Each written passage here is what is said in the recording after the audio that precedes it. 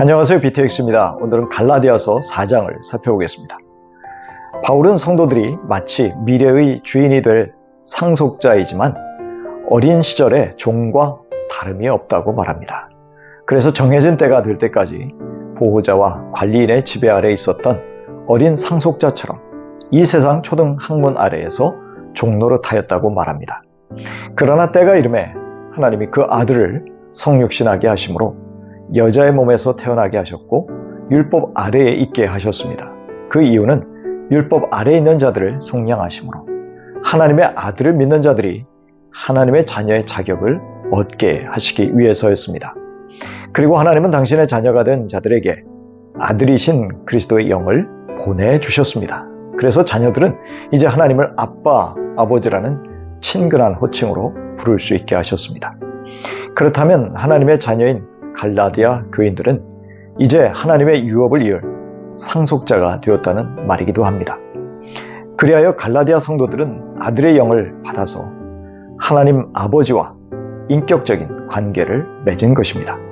그런데 이러한 하나님의 자녀들이 왜 다시 무력하고 천한 초등학문, 즉 유치한 교훈과 같은 율법으로 돌아가서 다시 저희에게 종노릇하려 하느냐고 말합니다.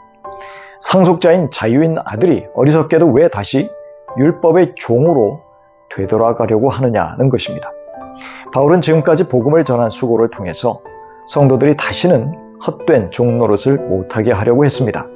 그런데 갈라디아 교인들이 다시 유대인들의 종교적인 의식으로 돌아가 얽매인다고 하니 기가 막힌 것입니다. 바울의 수고가 헛것이 되었기 때문입니다.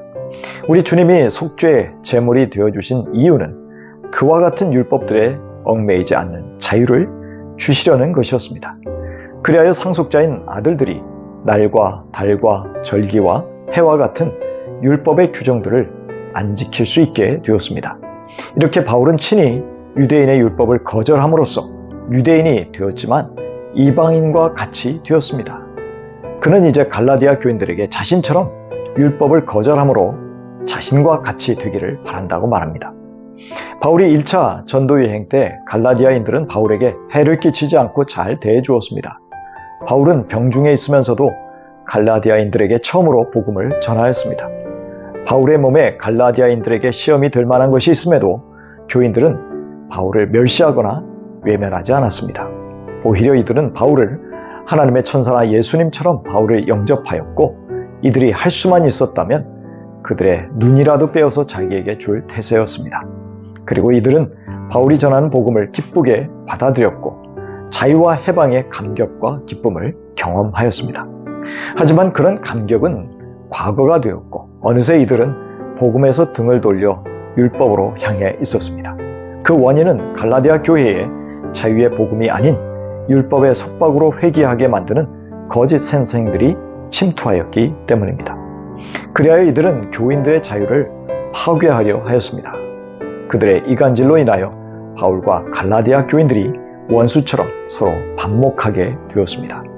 그러니 바울은 갈라디아 교회에게 저들의 이간질에 대하여 올바른 판단을 하라고 합니다. 소위 거짓 선생들이 바울이 전한 복음에서 벗어나지 않고 열심을 낸다면 얼마든지 환영이라고 말합니다. 하지만 그렇지 않다면 영적 자녀를 대하는 어미의 심정으로 다시 교인들 속에 성숙한 그리스도의 형상이 이루기까지 해산하는 수고를 하겠다고 합니다. 바울은 지금까지 그리스도의 형상이 이루어지도록 수고했었습니다. 그러나 이제 다시 종의 형상으로 돌아가는 어리석은 성도들 속에 그리스도의 형상이 이루어지도록 해산하는 수고를 재차 하겠다는 의지를 보입니다. 바울은 교인들이 영적으로 혼돈 상태에 있기에 그들과 함께 있으면서 그들을 부드럽지만 굳게 바로잡아 주고 싶어 했습니다. 바울은 율법이 아브라함의 자손으로 치면 여종인 하갈에게서 난 이스마엘과 같은 것이라고 말합니다. 이스마엘은 자유하는 여자, 즉 사라를 통해서 낳게 된 약속의 자녀가 아니라는 말입니다. 이스마엘은 믿음이 아닌 불신의 열매로 태어났습니다. 하나님의 약속과 상관이 없이 태어난 종의 아들 이스마엘에게 무슨 유업이 있습니까? 당시 진짜 아들이 아닌 종의 자식에게는 유업이 없었습니다. 28절에 보시면 형제들, 즉 갈라디아 교회의 교인들이 이삭과 같이 약속의 자녀라고 합니다. 예수 그리스도와 함께 죽고 그리스도의 부활과 함께 다시 살아난 우리 성도들이 진정한 약속의 아들들입니다. 그래서 이들은 하나님의 유업을 이을 상속자, 하나님의 아들들이 된 것이지요. 그러면 이렇게 진정한 약속의 자손이라는 증거가 어디에 있습니까? 그것은 박해를 보면 알 수 있습니다. 17살 먹은 이스마엘이 3살 먹은 이삭을 못 살게 굴고 핍박을 한 것처럼 율법을 지키는 것에 목숨을 건 유대인들이 약속의 자손인 그리스도인들을 핍박하고 있습니다. 율법을 지킴으로 의를 얻겠다고 하는 육체를 따라난 자들이 아들의 영을 받은 성령을 따라난 자들을 핍박하고 있더라는 것입니다.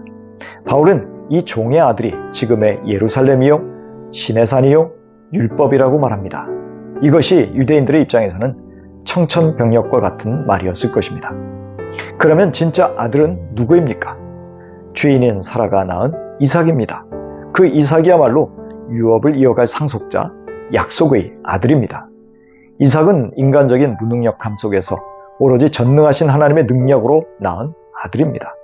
그런데 바울은 갈라디아 교회가 여종의 자녀가 아니라 자유하는 여자의 자녀라고 말합니다. 이들과 그리스도 안에 있는 성도들이야말로 그리스도의 피로 속량함을 받은 하나님의 자녀요, 적법한 하나님 나라의 상속자라는 것이죠. 그러면 하나님의 자녀들, 상속자들은 무엇에 우선순위를 두면서 살아야 할까요? 요한일서 3장 2절 이하입니다. 사랑하는 여러분, 이제 우리는 하나님의 자녀입니다. 앞으로 우리가 어떻게 될지는 아직 밝혀지지 않았습니다만 그리스도께서 나타나시면 우리도 그와 같이 될 것임을 압니다. 그때 우리가 그를 참 모습으로 뵙게 될 것이기 때문입니다.